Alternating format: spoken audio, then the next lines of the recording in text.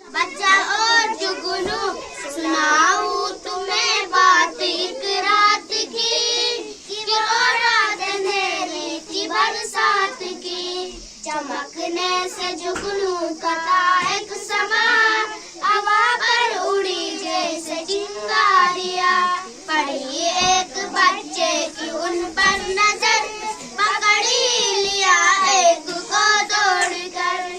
दमकदार कीड़ा जो पाया उसे, जो टोपी में झटपट छुपाया उसे। वो झिमझिम चमकता इधर से उधर, फिरा कोई रास्ता न पाया मगर।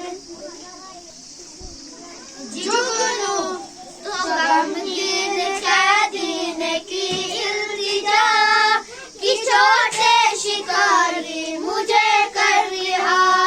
खुदा के लिए छोड़ दे, मेरी कैद की जाल को तोड़ दे।